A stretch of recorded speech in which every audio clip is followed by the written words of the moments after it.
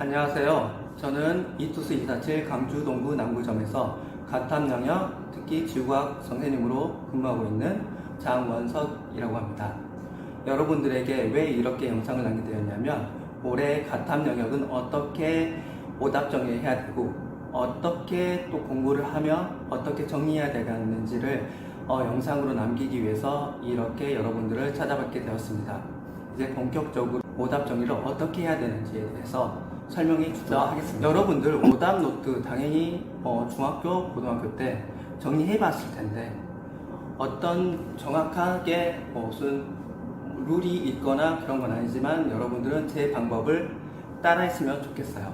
첫 번째 주의해야 될 사항, 모든 오답 문제 정리를 하는 건 솔직히 불가능해요. 아무리 적게 틀리든 많게 틀리든 어마어마한 양을 올 한 해에 풀 텐데 모든 문제를 다 틀렸다고 해서 그걸 모두 오답 정리를 한다는 것 자체는 불가능하다고 생각하거든요. 그리고 만약에 가능하다고 해도 그 시간에 비해서 효과는 적을 거예요. 그러면 어떤 오답 정리해야 되는지 문제를 선별해야 될 거 아니에요. 그럼 어떤 문제를 선별해야 될지 먼저 살펴보도록 할게요. 첫 번째, 실수했다. 자기가 먼저 아는 내용인데 단순하게 그냥 실수로 읽었다. 이런 내용들은 당연히 오답 노트에 들어가는 게 아니겠죠. 그럼 오답 노트는 정확하게 정말 다음에 내가 이 문제 똑같이 나왔을 때도 아니면 변형되었을 때 자기는 절대 풀 수 없을 것 같아 라는 생각이 든다면 이런 문제들이 오답 노트로 가는 거예요. 그러면 기본적으로 여러분들이 보고 있는 모의고사에서 틀린 문제는 당연히 오답 노트로 해야겠죠. 그리고 여러분들 시중에서 나오고 있는 사설 문제 중에서도 이 문제는 정말 좋구나, 이 문제는 내가 정말 감탄이 나올 정도로 잘 만든 문제구나 라는 걸 문제가 있다면 이런 것들은 오답 노트에 꼭 정리해 놓도록 하세요. 그리고 실수를 했던 거는 당연히 자기가 실수한 거니까 잊어먹지 않아야겠죠. 여러분들은 모든 과목에 대해서 실수 노트도 만들어야 돼요. 그냥 단순하게 그냥 문제만 이렇게 적어놓고 이렇게 실수를 했다, 어떤 유형의 실수이다, 나 그냥 단순하게 잘못 읽었다, 끝까지 안 읽어서 틀렸다, 이렇게 하면서 자기를 탓하는 실수 노트를 만드는 거예요. 오답 노트와는 다르게. 그리고 세 번째, 여러분들 오답 정리 견본을 제가 여러분들한테 보여줄 텐데 첫 번째, 문제는 당연히 적는 거고 두 번째, 출처를 꼭 명시해야 돼요. 자기가 어떤 문제를 틀렸는지 기억은 나요. 그런데 다시 찾아보려고 하니까 어디지? 내가 언제 틀렸지? 3월달에 틀렸나? 아니면 4월달에 틀렸나? 이런 것들 여러분들이 못 찾아서 한참 헤매다 그냥 포기하고 그런 문제 있었지? 라고 대충 넘기는 경우가 있어요. 그래서 오답 정리를 할 때는 꼭 언제 어디서 나왔는지 출처를 꼭 여러분들 정리해 두도록 해야 돼요. 그리고 그날 어떤 시간에 어떤 날짜에 풀었는지도 꼭 남기도록 하세요. 그리고 난이도도 상, 중, 하 이렇게 판단을 하는데 여러분들이 느끼기에는 모든 오답 문제가 다 상으로 느껴지겠죠. 하지만 실제로 자기가 상이었는지 중이었는지 하였는지는 여러분들 나중에 이제 시험 보다 보면 정답률이 나올 거예요. 이 정답률이 20% 미만이다. 이런 것들이 정말 최상급 문제였고 난이도가 가장 높았던 거예요. 40%에 50% 정도가 맞았다. 그러면 그 난이도는 50%, 그러니까 약 중간 정도의 난이도예요. 하는 당연히 모든 사람들이 정답률이 높은 문제를 하라고 하겠죠.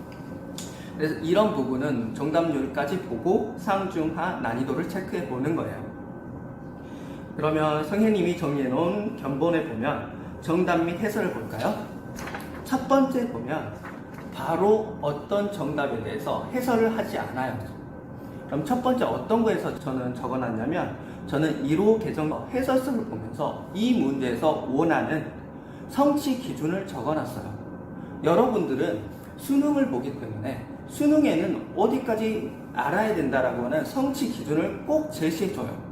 그 부분을 먼저 명시하고 그 다음 문제 해석을 하는 거예요. 그렇게 정리한 거에서 작년 기준으로 18번, 6월달 18번 문제를 가장 고난이도 문제였어요. 가장 정답률도 낮았고. 그래서 그 문제를 어떻게 정리했는지 여러분들한테 지금 보여주고 있어요. 그러면 기억, 니은, 디귿, 선지 중에서 선생님 저는 디귿 선지밖에 몰라요. 그래서 디귿 선지만 정리할게요. 라고 하는 건 잘못된 방법이에요. 기억, 니은, 디귿 모든 선지를 다 정확하게 자기가 설명할 수 있게끔 오답 정리하는 거예요. 그런데 본인이 정작 알고 있다고 생각되어지지만 본인이 정작 이렇게 설명하고 적어보려고 하면 생각처럼 쉽지 않을 거예요. 그렇게 기억, 니은, 디귿 다 선지를 정리하다 보면 이것들이 여러분들한테 최후에 수능 때는 이렇게 정리했던 기억이 있었구나 라고 해서 더 좋은 결과로 얻게 될 거예요. 그리고 마지막으로 틀린 이유를 꼭 적어야 돼요. 선생님은 안전반원과 이연반원 생성 과정을 정확하게 이해하지 못했고 자료 해석을 못했다라고 적어놨어요. 그리고 태풍 후 상층에서는 고기압성 흐름이 생성되는 이유를 알지 못했다라고 정확하게 그냥 그때 당시에 몰랐던 사항을 적어놔야 돼요. 왜 틀렸는지. 그래야지 나중에 이유 때문에 나중에 추후에 수능에 가까워졌을 때 한 3개월, 4개월 흘렀을 거 아니에요. 그때쯤이면 틀린 이유도 여러분들은 왜 틀렸지? 라고 하는 까먹게 될 거예요. 그래서 꼭 그 이유도 틀린 이유도 정리해 놔야 돼요. 그리고 꼭 한 번은 정리하고 나서 재확인을 하는 시간이 있겠죠? 얼마만큼 내가 그 뒤에 오답 정리를 하고 한 달 뒤에 봤는지, 2달 뒤에 봤는지 그 재확인란에 보면 몇 년, 몇 월, 며칠 그게 무엇이냐면 그날 첫 번째 확인한 날은 한 1개월 뒤다. 그리고 최후에는 수능 1개월 전에 확인했다. 라는 것을 여러분들은 명시하기 위해서 재확인하는 날에 꼭 그날 오답 정리 보는 날에는 꼭 체크해 놓도록 하세요. 이게 우선 저의 가탐에서 오답하는 정리 방법이었고요. 그러면 우리는 결국 오답 정리라고 하는 것은 꼭 수능 때문에 하는 거잖아요. 수능을 잘 보기 위해서. 그럼 가탐에서는 수능에서 그래도 최선의 결과를 얻으려면 어떻게 해야 되는지 여러분들 과제예요. 꼭 6평, 9평이 끝나고 과제가 꼭 주어질 거예요. 그게 무엇이냐면 6월, 9월 학력평가 전 문제 분석하고 정리해 두기예요. 그러면 여러분들 어떻게 분석하고 정리해 둬야 되는지 막연할 거예요. 어떻게 해야 돼요? 라고 여러분들 저한테 질문할 거예요. 그러면 저는 여러분들한테 제가 정리해 놓은 견본을 보여줄 거예요. 이렇게 저는 작년에 6월 학력평가 지구과학 전 문제를 분석하고 정리해 놨거든요. 그럼 이걸 보고 이대로 따라하면 여러분들은 언제 도움을 받냐면 수능 때 꼭 도움 받을 수밖에 없어요. 여러분들 동일하게 수능장에서 끝까지 남아서 지구과학 1을 풀었어요. 저는 지구과학 1을 풀었을 때 어떤 점이 가장 깨달았냐면 내가 6월 학력평가를 정리해두니까 9월 학력평가를 정말 정리해두니까 이 문제 6월달에 나왔던 문제인데 이 문제 9월달에 나왔던 문제인데 그냥 저는 똑같다고 느껴졌어요. 그러니까 문제가 똑같은 게 아니에요. 문제를 이해하는 방식이 똑같았어요.